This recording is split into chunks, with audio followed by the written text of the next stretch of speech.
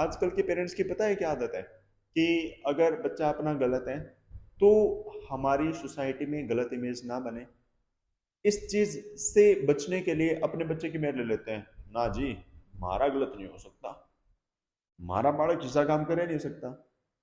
और उनको deep down पता है कि हाँ, उनके बच्चे ने ही हरकत की है, लेकिन हमारा बालक नहीं करेगा जी, हमारा बालक इस चीज की मैं गारंटी ली हूँ, और का मैं कर सकता है पर ये हरकत नहीं कर सकता। क्या हुआ? आपके बच्चों के मार्क्स अच्छे नहीं आते, आपने अपने बच्चे से इतनी ज्यादा उम्मीद लगा रखी है कि बच्चा पता ना क्या अचीव कर ले, लेकिन आपका बच्चा बिल्कुल डल होता जा रहा है। गलती सिर्फ बच्चे की नहीं है, पेरेंट्स की भी है, टीचर्स की भी है, और बच्चे की तो है ही। अब अगर बच्चे को सक्सेसफुल होना है तो किस किस चीज़ का हमें ध्यान रखना चाहिए as a parents, as a teacher और एज ए स्टूडेंट। तो मैं तीनों के पॉइंट ऑफ व्यू से बातें करने वाला हूँ, सिर्फ बच्चे के या टीचर या पेरेंट्स को लेकर नहीं, तीनों को लेकर। क्योंकि किसी भी बच्चे को सक्सेसफुल बनाना तीनों के ऊपर डिपेंड होता है। सोसाइटी और जो भी चीज़ें होती हैं, हर एक चीज़ मैटर करती है। सिर्फ ये नहीं है कि हाँ, कि जो टीचर ने सिखाया उसके बलबूते पर बच्चा कुछ कर जाएगा। घर पे भी इन्वायरमेंट होता है, बच्चे के अंदर भी डेडिकेशन होती है। आपने सुना होगा कि अगर कोई अचीव करना चाहे, कोई सक्सेसफुल होना चाहे, तो सरकारी स्कूल का या जिसको टीचर भी ना मिले वो बच्चा भी सक्सेसफुल हो सकता है। और एक बच्चा है जिसके अंदर डेडिकेशन नहीं है, लेकिन टीचर्स टॉप के दे दिए, सारी चीजें, सारी फैसिलिटीज दे दी, लेकिन बच्चे का आउटपुट निकल कर नहीं आ रहा। आजकल भाई मैं यूं लगा लो 8-9 साल से बच्चों के अंदर डील कर रहा हूँ, पढ़ा रहा हूँ, ये सारी चीजें हैं। तो आजकल टाइम बहुत ज्यादा चेंज हो चुका है। मैं हक से कहना चाहूंगा कि जो कोरोना से पहले बच्चे थे, जो स्टूडेंट्स पहले थे, आज वो नहीं है। जो पेरेंट्स पहले थे, आज वो पेरेंट्स नहीं है। सारी चीजें चेंज हो चुकी हैं और सारी चीजें बर्बाद होती जा रही हैं। सरकार भी और पेरेंट्स भी और टीचर्स भी और बच्चे भी, हर एक चीज में मतलब यूं लगा लो कि मजा नहीं आ रहा। तो मेरी आप लोगों से रिक्वेस्ट है कि मैं इस वीडियो में बहुत ही इंपॉर्टेंट चीजें आप लोगों को बताना चाहूंगा, तो इस वीडियो को अंत तक देखें। ये हो सकता है आपके बच्चे की या आपकी लाइफ चेंज करने वाला वीडियो हो। तो सबसे पहले, जो बच्चा है, मान लो मेरे पास कोई बच्चा आया 9th क्लास में, 10th क्लास में, अब उसको a+b का होल स्क्वायर का फॉर्मूला नहीं आता। बेस उसका इतना ज्यादा वीक हो रखा है। अब बेस वीक होने का कारण क्या है कि बच्चा सिर्फ ये है कि हाँ, मुझे पास होना है।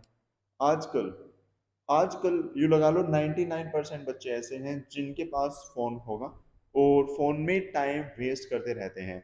ना पेरेंट्स का उन चीजों पर ध्यान, ना बच्चों को। भाई बच्चे को तो जो हम सिखाएंगे वो वही सीखेगा। लेकिन आजकल मैंने देखा है कि बहुत ही ज्यादा बच्चे एबनॉर्मल होते जा रहे हैं। लाइक छोटे छोटे बच्चे मेरे पास आते हैं, तो एबनॉर्मल होने का कारण क्या है? बच्चा रो रहा है, उसको फोन दे दिया, ले बेटा खेल ले। तो ये सबसे बड़ी कमी है। जब हम बच्चे को फोन दे देते हैं, पहले हम अपने सुख के लिए, भाई कोई भी इंसान इस जीवन में, इस ब्रह्मांड में पहले अपना सुख सोचता है, अपने बारे में सोचता है कि हाँ, बच्चा नहीं रोएगा, कलह नहीं करेगा, तो क्या करो, फोन दे दो भाई। तो फोन दे दिया बच्चे को, अब वो फोन में लगा रहेगा, खुश हो गया। अब नेक्स्ट टाइम जब भी उसको फोन चाहिए होगा, क्योंकि उसमें तो भाई कार्टून वगैरह सारी चीजें चलती रहती है, तो वो रोने लग जाएगा। क्योंकि उसको पता चल जाएगा, उसके माइंड में ये चीजें इंसर्ट हो जाएंगी कि हाँ, अगर फोन चाहिए तो रोना पड़ेगा। तो वो रोएगा, आप फोन दोगे, रोएगा, फोन दोगे, रोएगा, फोन दोगे। तो हैबिट, जो ये आदत बनाई है, ये किसने बनाई है? हमने। लेकिन हम ब्लेम करते हैं बच्चे को, भाई पूरा दिन फोन में लगा रहता है, मास्टर जी हम तो परेशान हो गए, हमारा बच्चा तो पूरा दिन फोन में लगा रहता है। तो ये ना तो मास्टर जी की गलती है, ना बच्चे की गलती है, गलती सरासर आपकी है। आप अगर स्टार्टिंग में ये हरकत ना करते, बच्चे के ऊपर उसको टाइम देते, हाँ, उसको बाहर की चीजें सिखाते, सारी चीजें सिखाते। अगर 5 साल से छोटा बच्चा है, उसको तो फोन देना ही नहीं चाहिए, क्योंकि जो उसकी मेंटल एबिलिटी है ना, वो वीक हो जाती है। वो जो चीजें देख रहा है, कोई भी बच्चा है, देख कर ही सीखता है। जो वो चीजें देखेगा उनसे ही सीखेगा, और जो बाहर की उसकी जो खुद की थिंकिंग होगी, वो डेवलप नहीं हो पाएगी। इसलिए बच्चे आजकल एबनॉर्मल ज़्यादा होते जा रहे हैं, स्पेशल चाइल्ड ज़्यादा होते जा रहे हैं। तो ये मेन रीज़न है फ़ोन, जो हमारे स्मार्टफ़ोन हैं, उनसे एटलीस्ट कम से कम जो 5 साल का बच्चा है ना, उन तक हमें फ़ोन देने ही नहीं चाहिए। मेरी ये एक छोटी-सी गुज़ारिश है आप सभी से कि आपके आस-पड़ोस में या कोई भी फैमिली में या कोई भी फ्रेंड्स में अगर कोई भी ऐसा इंसान है जो बच्चों को फ़ोन देता है, तो उसको समझाइए, नहीं 5 साल से अगर छोटा बच्चा है तो उसको ना ही दो, उसको चुप कराओ, वैसे टाइम स्पेंड करो। सारी चीज़ें पहले के टाइम भी सारी चीज़ें होती थी, तो अब भी हो सकती हैं, इट्स नॉर्मल। तो ये चीज़ें आप सुधार सकते हैं। सेकंड सेकंड क्या है कि सिलेबस, भाई मैं एक बार सरकार को भी ब्लेम करना चाहूँगा कि जो सिलेबस है वो इतना ज़्यादा रिड्यूस कर दिया, इतना ज़्यादा रिड्यूस कर दिया कि बच्चे स्ट्रेस ले लेते हैं, स्ट्रेस ले लेते हैं। अरे भाई किस चीज़ का स्ट्रेस है? एज ए स्टूडेंट बच्चे बच्चे के पास सिर्फ एक ही काम होता है, पढ़ाई का, ज्ञान, लर्निंग। अब लर्निंग ही कम करते जाओगे तो वो चीजें आगे जाकर कंपटीशन में आनी है। अभी आपने अवॉइड कर दी कि बच्चे के ऊपर स्ट्रेस नहीं आएगा, लेकिन आगे जाके वो तो सम अप होगा, सारी चीजें आएंगी, तब उस बच्चे को कितनी ज्यादा डिफिकल्टी होगी। क्या आपने सोचा है, क्या सरकार ने सोचा है इस चीज के बारे में? नहीं। पहले के टाइम, अगर मैं एनसीईआरटी की बुक्स की ही बात करूं, जैसे ये बुक है, ये मेरे पास पुरानी बुक है, इसमें चैप्टर्स थे तो एक दो चैप्टर जो थे वो काट ही दिए। एक्सरसाइज अगर किसी चैप्टर में 5-6 थी तो वो 2-3 कर दी, 3-4 कर दी। किसी में अगर 2 एक्सरसाइज थी तो वो 1 कर दी। और क्वेश्चंस अगर 14-15 थे तो वो 7-8 कर दिए, 9-10 कर दिए। तो इतने ज्यादा कम कर दिए, जो मुश्किल चीजें थी वो काटते जा रहे हैं। भाई क्यों कर रहे हो सरकार? प्लीज, कोई भी अगर अधिकारी देख रहा है, अगर कोई भी चेंज चाहता है, तो इस चीज के अगेंस्ट हम प्रोटेस्ट कर सकते हैं कि जो अपना सिलेबस पुराने वाला है वो सारा आना चाहिए। एनसीईआरटी का जो सिलेबस है बहुत हद तक रिड्यूस हो चुका है, बहुत हद तक। कोरोना के बाद जो मतलब कटा ना, वो कट गया, वो सिलेबस दोबारा नहीं आया। तो इससे भी बच्चों को बहुत ज्यादा प्रॉब्लम्स हो रही हैं। आगे जाकर अगर बेस क्लियर नहीं है, प्रैक्टिस नहीं करेंगे, तो कहाँ से सीखेंगे? यही तो सबसे बड़ी कमी है। तो दो चीजें मैंने आपको सिखाई कि मतलब दो चीजें मैंने अभी आपको बताई कि कहाँ कहाँ दिक्कत आ रही है। थर्ड, बच्चा फोन में ऐसे ऐसी चीजें मतलब देखता है जो आई थिंक नहीं देखनी चाहिए, जो कि गलत है, नेगेटिव इम्पैक्ट डालती है। अब बच्चे का जो एटीट्यूड है, बिहेवियर है, वो चेंज हो चुका है। लाइक पेरेंट्स पहले के टाइम, अगर हम हमारी बात करें तो हम अपने पेरेंट्स से इतना डरते हैं कि हम उनके सामने फोन भी, मतलब एक बार जो चीज कह दी ना, तो हम पलट के ये नहीं कह सकते कि मैं ये काम नहीं करूंगा। अगर भाई वहां जाना है तो जाना है, ये काम करना है तो करना है, हाँ करता हूँ, अभी करता हूँ, अभी करता हूँ। तो ये आदत थी हमारी। लेकिन आजकल के पेरेंट्स अपने बच्चों से इतने ज्यादा फ्रैंक हो जाते हैं कि बच्चे गाली देने लग जाते हैं। मैंने बहुत पेरेंट्स से ये कंप्लेन सुनी है कि जियो तो गाली देने लग गया, ये ना कुटो, इसने मारो। तो ये आदत जो खराब की है ना, वो पेरेंट्स ने ही की है। तो मेरा मतलब ये अनुरोध है कि पेरेंट्स से कि इन चीज़ों के ऊपर थोड़ा थोड़ा ध्यान दें। बच्चे के ज़्यादा मतलब बच्चे के साथ इतना ज़्यादा भी फ्रैंक ना हो कि उसको डर लगना बंद हो जाए। और कई पेरेंट्स क्या करते रहते हैं कि पिटाई कर दी, हर बात पे छोटी सी बात हुई पिटाई कर दी, छोटी सी बात हुई पिटाई कर दी। तो उससे क्या होता है, बच्चे का डर खत्म हो जाता है, बच्चे को पेरेंट्स का डर खत्म हो जाता है। तो उसको क्या लगता है, मार लेगा तो, यही रहता है मन में। तो ये चीज भी हमें कम करनी चाहिए, एज ए पेरेंट्स हमें ये चीजें कम करनी चाहिए। बच्चे को डराओ, आंखों से डराओ, जितना ज्यादा आंखों से डराओगे वो उतना ज्यादा डर कर रहेगा और चीजें समझेगा, सीखेगा और आपकी बातों को मानेगा, आपको ओबे करेगा। आप आइडल है, जैसा आप करोगे वैसा ही वो करेंगे। तो कोई भी बच्चा देखकर ही सीखता है। तो बच्चों के आगे अच्छी चीजें करो, मोटिवेशन वाली चीजें करो, उनको डिप्रेशन में मत लेकर जाओ।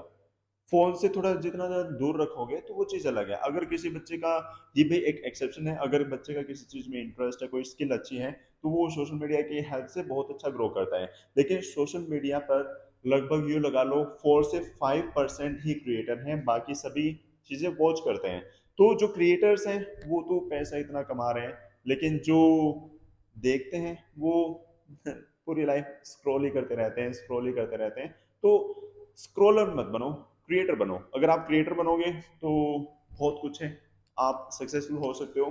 तो अगर आपको फोन भी यूज करना है, ये चीजें करनी है, तो be a creator, not a viewer. Viewer नहीं बनना, क्रिएटर बनना है। ये फोन का भी मैंने समाधान आप लोगों को बताया। अब बच्चे के अंदर अगर एटीट्यूड कम होगा, आजकल के बच्चे जो हैं टीचर को टीचर नहीं मानते, कुछ भी नहीं मानते, मास्टर ने देख रहे हैं मार पीट देंगे, यूँ कर देंगे, यूँ कर देंगे। तो ये चीज़ बहुत ही ज़्यादा एक नेगेटिव इम्पैक्ट लेकर आने वाली है आगे की जनरेशन में। आगे के कुछ साल में, ज़्यादा टाइम नहीं कह रहा मैं, 1-2 साल के अंदर इतना ज़्यादा चेंज आ जाएगा, तो ये चेंज बहुत ही गलत है। आगे जाकर सारी चीज़ें तहस-नहस हो सकती हैं सिर्फ इन चीज़ों की वजह से। तो एक गैप होना चाहिए, there should be a gap between parents, teachers और स्टूडेंट्स और चिल्ड्रन वी कैन से। तो ये गैप मेंटेन करके रखना वो हमारे ऊपर है। हर चीज़ में बच्चे को सपोर्ट मत करो।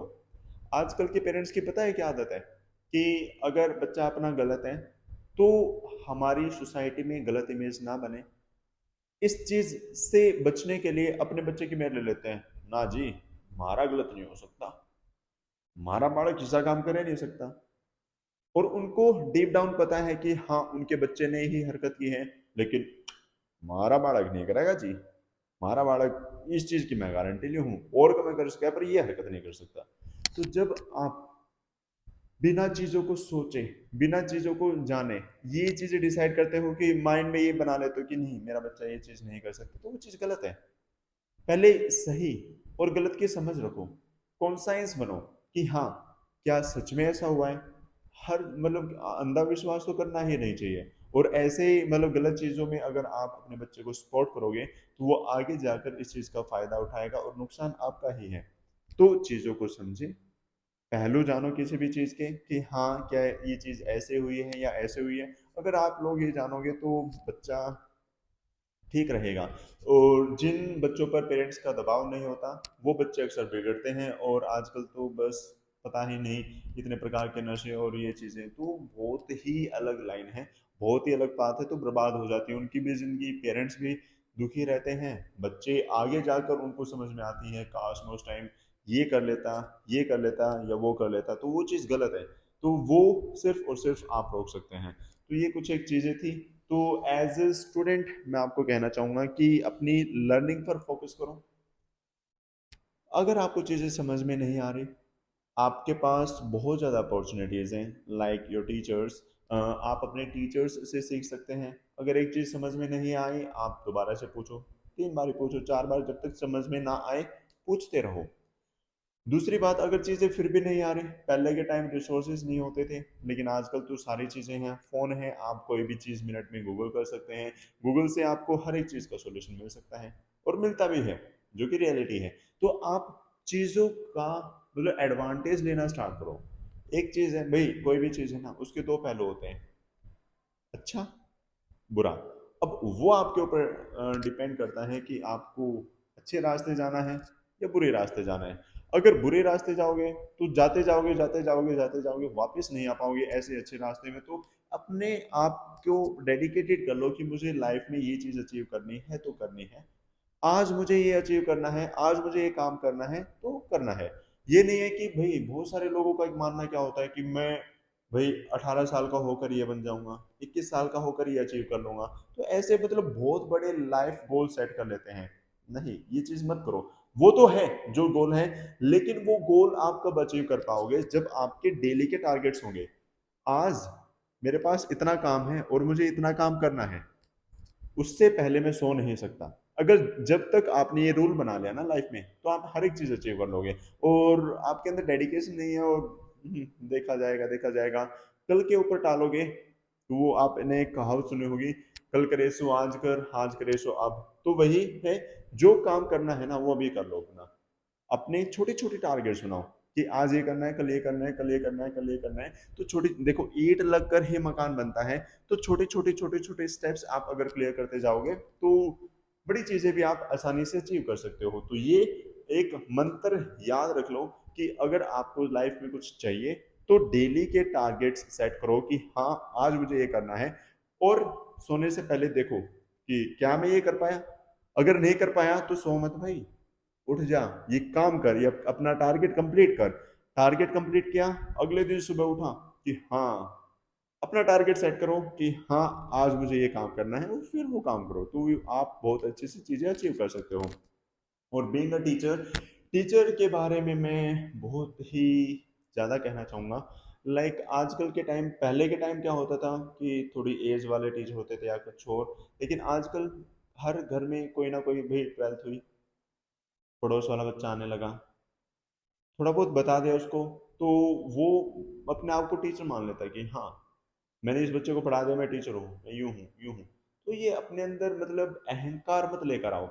एक टीचर को भी सीखना, देखो, जो इंसान लाइफ टाइम सीखता रहेगा ना, वही कुछ कर सकता है और वही दूसरों का भविष्य सुधार सकता है। अगर आप सीखने की काबिलियत नहीं रखते तो आप कुछ नहीं कर सकते। तो सीखते रहो, अपने अंदर घमंड मत लेके आओ कि हाँ मैं टीचर हूँ, हाँ मैं टीचर हूँ, भाई मेरे पास इतने टीचर आते हैं।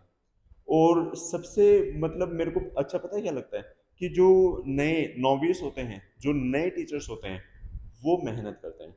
और जो थोड़े एज्ड होते हैं, लेकिन आप घर वालों से, पेरेंट्स से मिलोगे तो भाई एक्सपीरियंस टीचर ही हो। एक्सपीरियंस टीचर इतना आउटपुट नहीं देता, ये रियलिटी है। जो एक्सपीरियंस टीचर है ना, वो इतना आउटपुट नहीं देता। जो नया बिगनर है वो ज़्यादा आउटपुट देगा। कैसे? इसका भी मैं एक कंपैरिजन से बता सकता हूँ। लाइक अगर कोई नया नया नया टीचर बना है, तो उसके अंदर जुनून होता है कि हाँ मुझे ये सीखना है, मुझे बच्चों को डिलीवर करना है, मुझे सक्सेसफुल होना है। तो मेहनत करेगा, बढ़िया मेहनत करेगा। लेकिन अगर मेरे पास मान लो कोई 35 साल का, 40 साल का, 45 साल का टीचर है, अब टीचर की भी एक लिमिट होती है। लाइक 7 8 साल, 9 10 साल, 15 20 साल पढ़ाकर थक जाता है। फिर उसका डेली रूटीन हो जाता है कि हाँ मेरे को तो आता है, पढ़ाइए पढ़ाइए ना पढ़ाइए, सैलरी से मतलब उनको लेना देना होता है कि हाँ मेरे को इतनी सैलरी मिल रही है, वो तो मिलेगी मिलेगी, पढ़ाऊँ ना पढ़ाऊँ। तो ये चीज़ बहुत ही ज़्यादा गलत है, बहुत ही ज़्यादा गलत है। सीखने पर फोकस करो। हर बैच में, जितने भी बैच में आपके पास बच्चे आते हैं, सिखाओ उनको। नहीं आया, अलग अलग मेथड अप्लाई करो। ये जरूरी नहीं कि आपको कितना आता है, जरूरी ये है कि आप डिलीवर कितना कर पाते हो, बच्चे के अंदर कितना चेंज कर पाते हो। That is very important. तो इन चीजों पर टीचर भी अपना फोकस करे। तो ये कुछ एक मेरी पॉइंट्स थे, कुछ एक मेरी टिप्पणी थी, जो सभी को करनी चाहिए, सभी को फॉलो करनी चाहिए। Being a teacher, parents and student, इन छोटी छोटी बातों पर ध्यान देंगे, क्योंकि मैं नहीं चाहता कि इस वीडियो को बहुत ज्यादा बड़ा बना दूं। अलग अलग से मैं पार्ट्स बनाऊंगा, मोटिवेशनल वीडियो बच्चों के लिए लेके आऊंगा, क्या करना चाहिए क्या नहीं करना चाहिए, एग्जाम से पहले क्या करना चाहिए। तो ये सारी सीरीज धीरे धीरे धीरे धीरे आने वाली है। तो इस चीज़ के लिए मतलब मैं अभी मेहनत कर रहा हूँ, काम कर रहा हूँ। तो जल्द ही आपको पूरी सीरीज मिलने वाली है कि हाँ किस एज में क्या करना चाहिए, हमारे गोल क्या होने चाहिए, कैसे हम टाइम सेट कर सकते हैं, कैसे हम पढ़ाई में मन लगा सकते हैं, कैसे हम लगातार 9 9 10 10 घंटे पढ़ सकते हैं, और कैसे हम सक्सेसफुल बन सकते हैं। सिर्फ पढ़ना और ये चीज़, हर एक चीज़, छोटी छोटी चीज़ें हैं ना, इंसान की बहुत ज़्यादा इंपॉर्टेंट होती है। तो हर एक चीज़ के ऊपर मैं धीरे धीरे वीडियो रेडी कर रहा हूँ, बना रहा हूँ। तो बहुत जल्द आपको वीडियोस मिलने वाली है। तो उम्मीद है आपने इस वीडियो से छोटे मोटे पॉइंट्स सीखे होंगे। अगर आप इन छोटे मोटे पॉइंट्स को भी अमल कर लेते हैं, तो होपफुली किसी की लाइफ अच्छी बन सकती है, बेटर बन सकती है। तो ऐसे ही इंटरेस्टिंग वीडियोस देखने के लिए हमारे चैनल को सब्सक्राइब कर लें, और मिलते हैं ऐसे इंटरेस्टिंग वीडियोस के साथ। Till then bye bye, take care, have nice day. और जितना ज़्यादा हो सकता है वही शेयर कर दो। मेहनत मेहनत लगती है भाई, वीडियो बनाने में सारी चीज़ें होती हैं। तो मेरी भी आप लोगों से गुजारिश है, अगर अच्छी लगे ना तो ही शेयर करना, otherwise there is no benefit. अगर आपको ही अच्छी नहीं लगी तो आप किसको क्या दिखाओगे। तो अगर आपको अच्छी लगी है, दिल से अच्छी लगी है, तो शेयर करना। तो मिलते हैं नेक्स्ट वीडियो में, बाय।